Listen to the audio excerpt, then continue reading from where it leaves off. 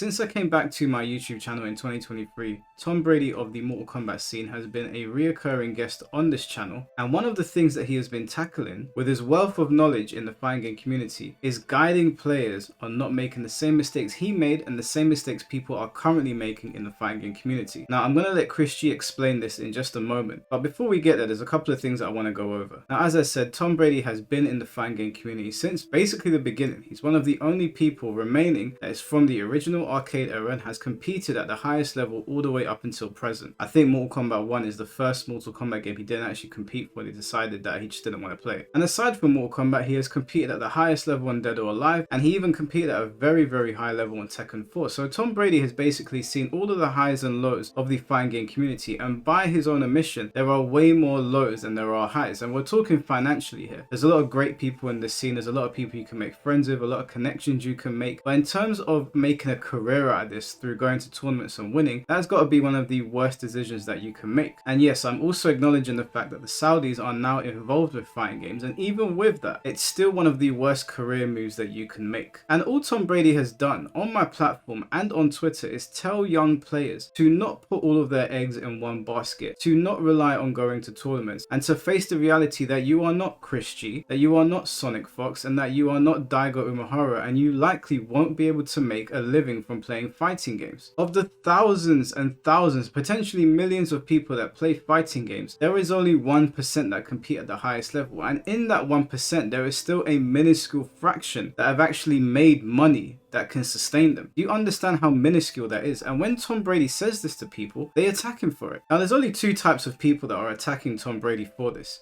It's people that are financially illiterate, or they're just very young and they don't know right from left. And I'm not going to flame a young person from not understanding the complexities of the world and why going into the most broke scene in competitive gaming is not a good career choice. But there are plenty of people that live this lifestyle and still tell people that's a good idea and to go for it and to have a contingency. Telling players to have a contingency is such an irresponsible and stupid thing to do. You don't want to have a contingency. You want to have your affairs in order first and do this as a hobby. Nobody should be going into fighting games to make a career out of it. And again, Tom has competed at the highest level amongst all eras of Mortal Kombat and other games, so he's seen the money involved, and we can all see what's going on right now. But a lot of people have the wrong idea, even with the Saudi Arabians being involved in the fighting game community. Again, I'm going to let Chris G explain that because he's actually been over there and he's actually competed at the highest level. But that is all that Tom has done, and there has been this hate campaign against him that I have observed on Twitter, where he says something that is very matter of fact, something that everybody should be able to understand, as an adult should be able to understand, and people dogpiling for it. Say, shut up, stupid old man, you don't know what you're talking about, you're out of touch, all you do is complain. And then these people that flame him, these people that take the piss out of him on the timeline,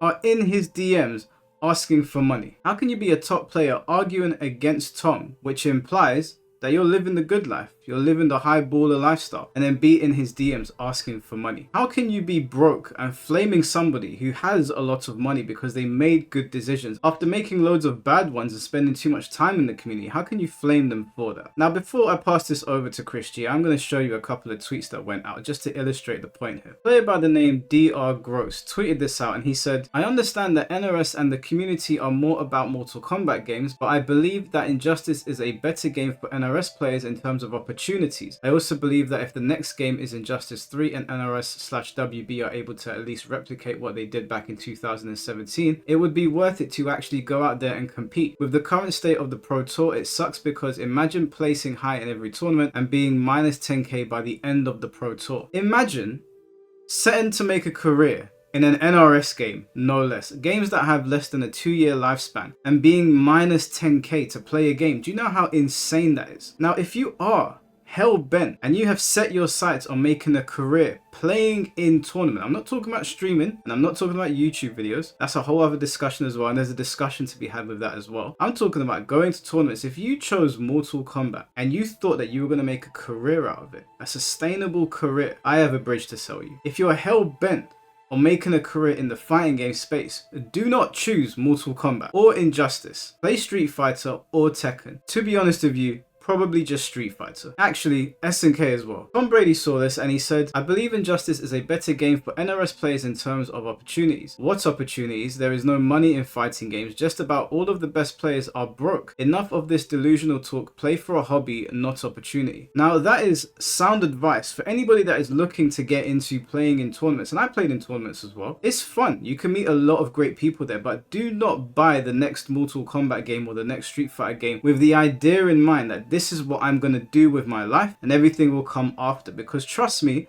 I've been in the fighting game community for a very long time as well. I grew up in the arcade scene and I know plenty of guys that are living paycheck to paycheck, barely scraping by, and some of them are flat broke. You can't have a girlfriend like that. You can't look after your family and you can't make future plans. Most of these tournaments that you go to, even if you get third place, you're getting peanuts. Don't look at Ulsan or Sonic Fox or these players that have won big money in recent events and think that's going to be you. These are outliers. These are the 1% of the 1%, and that's all Tom is trying to explain. He's not doing any harm. If anything, he's probably saving young players, and there's plenty of people that can corroborate this, and they have. We shouldn't even have to explain this to people. Now, before I move on to Gross's response, I do want to highlight this from Summoning. He said, Bill, you're about to be 50 years old. When we were most of these guys' ages back then, there was no money to make in fighting games. There is some to make now in content creation, leagues. Face it, we are old. We think old. We don't get it. Welcome to the 50s club. Tom responds saying, well, a lot of these new young people in the era of making money sure do seem to be in my DMs asking me for money because they aren't making any playing games. Summoning responds saying, nothing wrong with asking older players for a little bit of cash to help the dream they have. You don't have to help, but I'm sure you understand why they ask. Now, just to be clear, there is something very wrong with asking Tom Brady for money, considering how the Mortal Kombat scene has dragged this man through the mud well before I started doing my YouTube channel again. They've been dragging this guy consistently. They will not let things go. Every time he says something that is common sense, they drag him on Twitter. So yes, if you are one of the people that drags him on Twitter and then you're in his DMs asking him for money, which does happen, please make no mistake about it. Tom makes a lot of money and they know that. They dogpile him because they're too afraid to go against the mob, and then they ask him for money in the DMs. Do you understand how ridiculous that is? How shameful that is as a man to do that? So yeah, maybe if they want to ask somebody that they haven't been dogpiling for the better part of 10 years for some money, that's weird, but whatever, fine. But you can't ask the guy you've been taking the piss out of. And then DR Gross replies saying, I'm going to do this only once with your stupid ass. Now you would think that the response that is going to follow is going to be something of worth, considering that is what he retweeted with Tom. But unfortunately, this is what DR Gross tweeted out. If you listen to this clown, please just stop. If you're young, don't have many responsibilities and want to take a shot at competing in fighting games and you believe you can make it, then just do it and stop listening to MFers like Tom. You just need to keep in mind that just like everything else in life, this will take time, hard work and dedication, and understand that nothing is guaranteed. If you have a dream about doing this and really want to go for it, then don't let anybody tell you otherwise. Now let's break down why this is such an insane thing to say to a young person. Insane. First and foremost, almost everybody that has ever competed in fighting games has nothing to show for it. Almost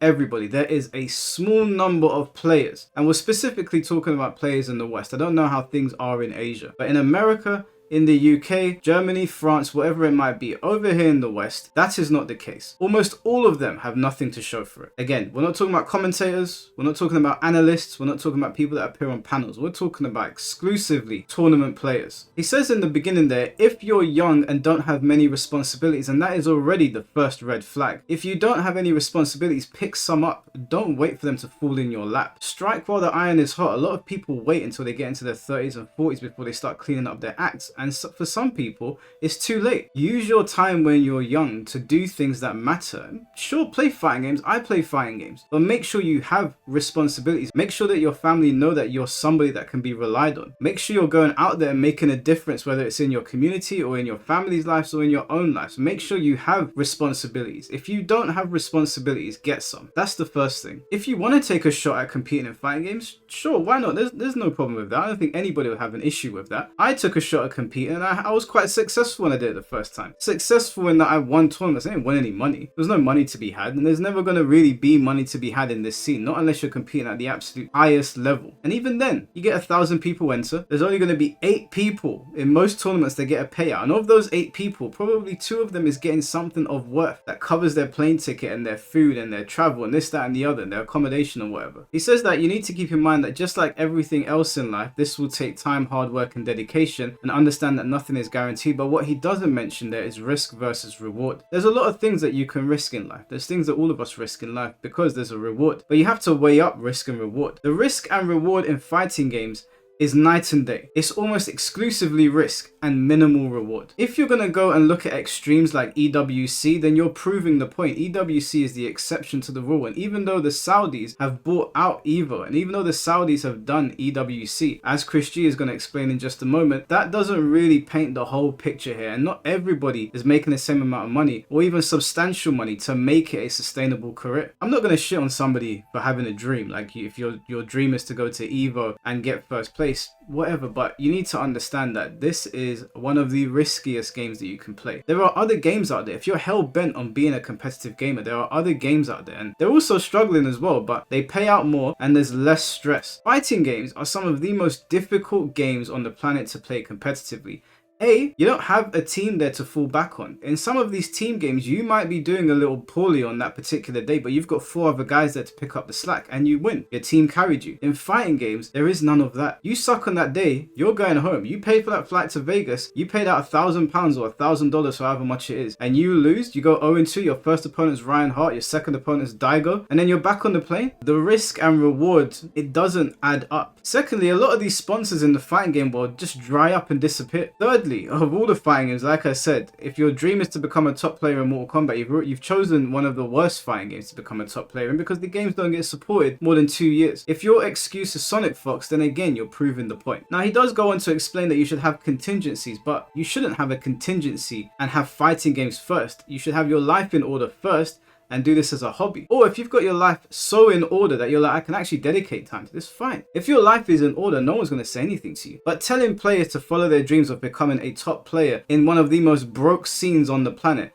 is absolutely ridiculous. Now, thankfully, I'm not going to go through all the retweets, but if you go on there and check them out, almost all of them agreed with Tom Brady. There are some that are agreeing with Gross, but almost everyone that read that, and even people that I know that are outside of the fighting game community, that are in communities that pay more money, read that and was like, what an insane thing to tell young people. I'm going to let Chris G take over this, because Chris G is somebody that has competed at the highest level on multiple games. So if you don't believe me, and you don't believe Tom Brady, and you don't believe Fighting GM, and the mountain of other players that have already said this, and said that it's a bad career choice, and don't pursue this, don't look at the top 1% of the top 1% and use that as a marker to chase it, then maybe you'll listen to Chris G, because he is really the top of the top. He has competed at the highest level on multiple games. So I'll let Chris take it away, and then you guys let me know what you think at the end of the video. You think it's great production because you see people in the crowd?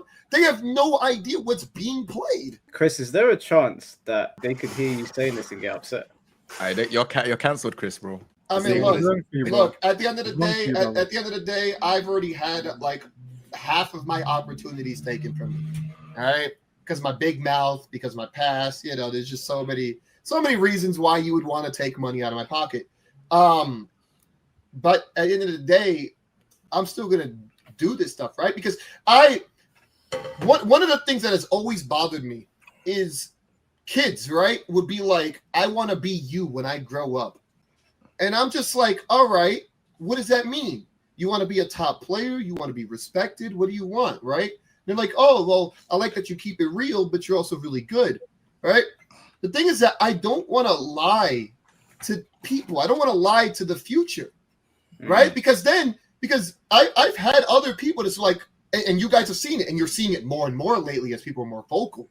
They're like, oh, damn, this wasn't like how I thought it was. I don't enjoy this game as much as I thought it was. I don't enjoy this community as much as I thought it was. I don't enjoy Strive because Strive sucks. You know, like it.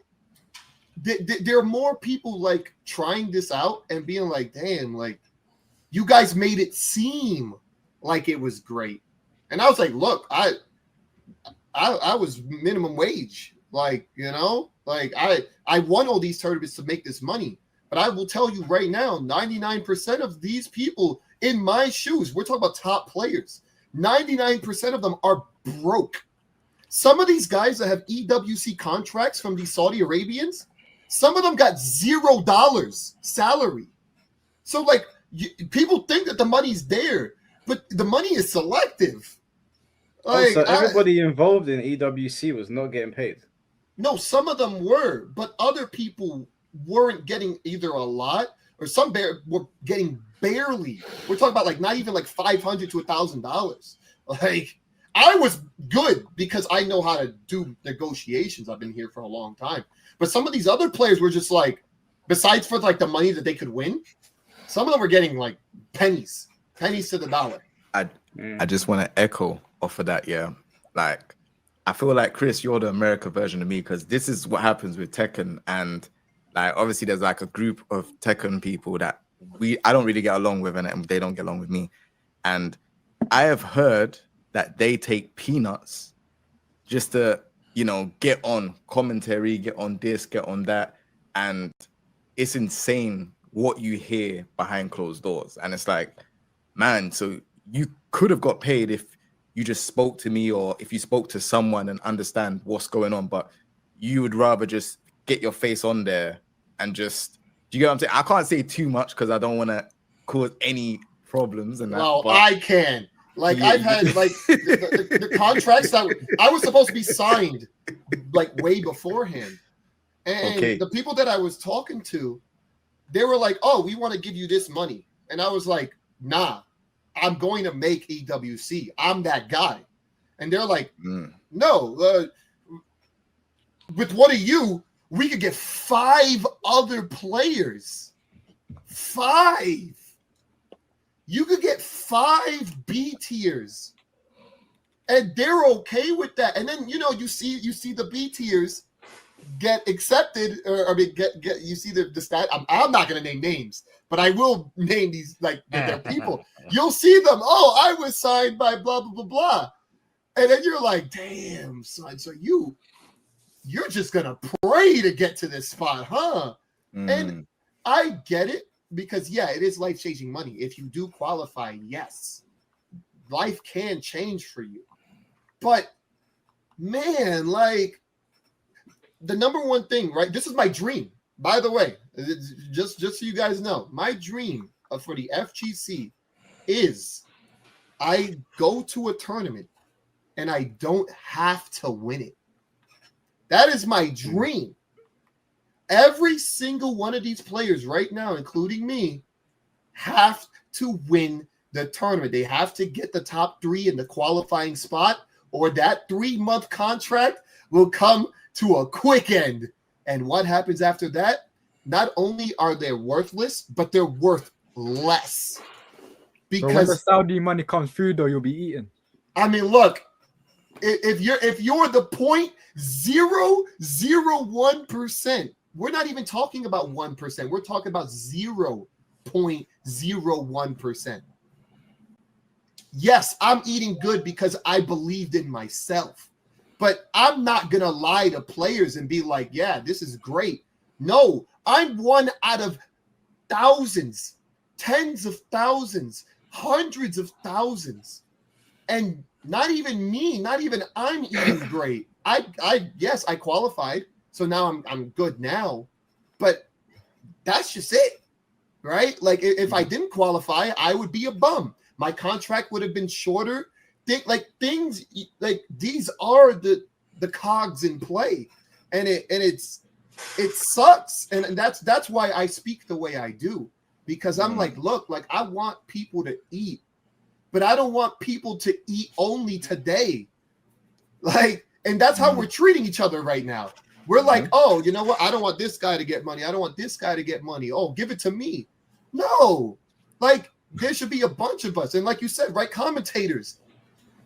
First of all, some of the commentators, I'm not naming names, at EWC, we're getting like 30K. Streamers were getting like 30K. Some of these guys, oh man, they were eating more than me to stream. They were eating more than me. Mm. And I was the one treated like a guy who just presses buttons. Like, and they just had to turn on the camera and be like, yo, how many weeks you want me here? Oh, you want me to stream all 17 games? Damn, that'll cost you $500,000. You know, like, Oh, it's That's serious. And obviously, I just want to clear this up. When I was saying I'm the UK version, I'm talking about the negotiation side. I'm not talking about the competitive side and all of that stuff. It's literally like with negotiations, that's one of the things that I feel like I'm very strong at in terms of like getting all of these types of deals and stuff like that as well. And obviously, I've spoken to Mike personally about like how much I made from it, and yeah, it's mad money. Like it's mad Bro, money. I screamed down the phone. I was like, "Excuse me." Yeah, but obviously I'm not on it no more, and certain people that don't like me are on it now. So yeah, It's very important that Chris mentioned that though, because yep. Tom Brady has been coming to this stream for years now and telling players that the fighting game community is broke and to not listen to these players that are telling you to go out there and chase your dreams of becoming a top player. And the other day he put up a tweet telling people again, there's no money in fighting games. Like you have to be Chris G level or even more to be making a healthy living or sustainable, or not like go to sleep wondering how you're going to pay for the electricity the next day. And he got a lot of flack from it, from a player called DR Gross. I think he's a Mortal Kombat I player. saw that. I saw Yeah, that. I saw and I read- both conversation. I saw that too. Bro, doesn't Yeah, that fighting GM say the same thing? But Fighting GM. I want to add to what you just said, Mike, because like you know how you were talking about like Tom Brady getting flack for that. So Yeah. the thing is, like for the people who don't know, and I'm not gonna like go too much into detail, but Tom Brady called me last week. We talked for like an hour, like on the phone, and pretty much like you know how like Tom like gets into his bag and goes on. But we talked for about an hour on the phone.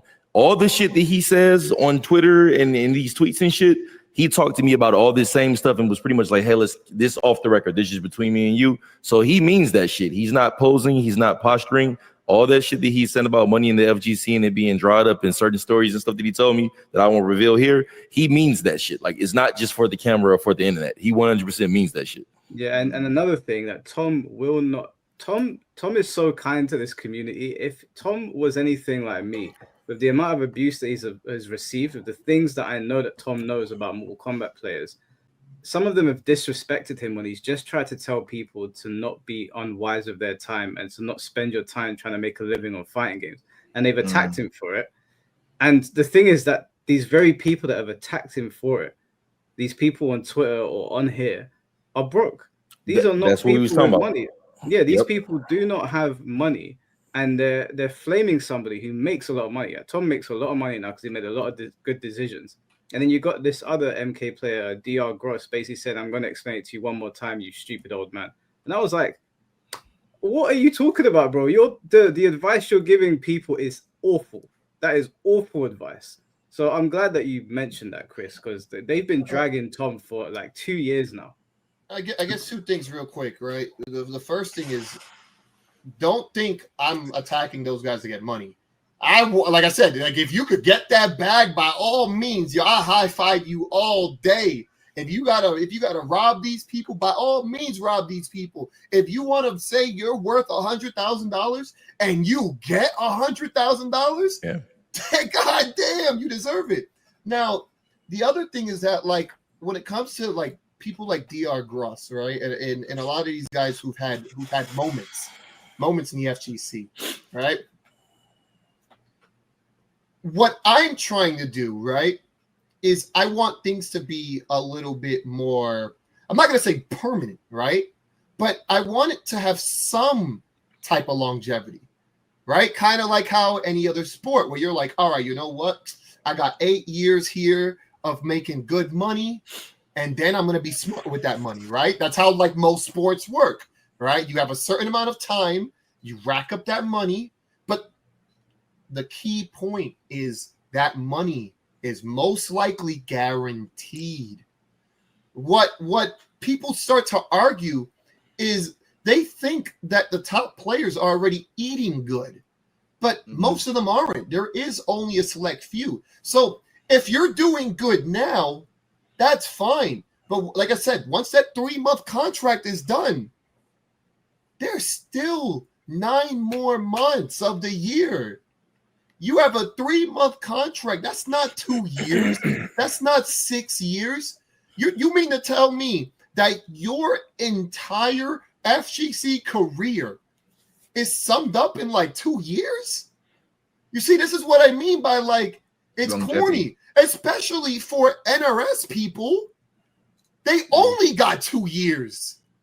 You know, like outside of like Sonic Fox and maybe like literally 3 others, most of these guys have only been here for 2 years at a time. That's not enough to be like, yo, this is great. No, I've been here for 10 years. Actually, 15 years at this point, you know, doing this for a living. And I'm still telling you it's hard. Like, you mean to tell me this guy's over here is like, yo, I mean, you should do it. And I'm telling you, no. Be smart about it. Yes, like you gotta be smart. This EWC money is still only 0.01% of you. Like, be realistic. Are you gonna get a part of that money? No, you're not. Be real with yourself. You're not gonna get that money, and it sucks. No one wants to hear that. But man, we gotta, like, the FGC has to be more real, man. Like, no, I'm glad you said this, Chris. I'm gonna send this to Tom because honestly, the way people attack him is so fucking stupid. And I hate to use this word, but it does feel forced. It feels like they just want to jump on a bandwagon when there's a grown man giving you financial advice. Tom's been there since the beginning, basically. He started at the beginning. He's seen every era of Mortal Kombat, so he knows probably better than anybody how broke the NRS scene has been, or the midway scene. So I don't know why they're always throwing shade at him. I mean, especially NRS scene. Like, because like also like like there is, like, I will say there are spurts of money, but it's never long. So like you could get your year, but then you have to prepare for the next game. You have to prepare for the next system. You have to prepare for a little too much that it doesn't feel worth it. Like content creation and YouTube, and even at this point, being a commentator is probably just more worth it. Like doing this right now, me being on your stream, right? Like this is obviously more worth it than trying to be a top player. It is just realistic. So to close off this video, Tom Brady was right before, he was right on Twitter, and he'll be right when he explains this again to the next person that wants to argue about it on Twitter. I don't know why you get a kick out of dragging somebody that is trying to help the scene. If you actually stopped and listened to the advice that he's giving people, that he's giving young players, you'd understand that he has good intentions and he's trying to help people. But instead, you would rather get into a mob and yap away on Twitter. Now, I know this won't apply to a lot of you on that app, but for those of you that do have a backbone and understand that Tom is genuinely trying to help people and that he's talking common sense, and most people would be able to tell you this anyway, you owe that man an apology. Some of the shit that I've seen that you guys sent him is absolutely insane. And again, some of you are in his DMs asking for money and then going on the timeline and flaming him. And even if you don't want to say sorry for how you've spoken to Tom over the years, when he said something that is common sense, at least be decent enough to not beg the man for money and then cuss him out on the timeline. Can we at least do that? So I'll run from the storm, keep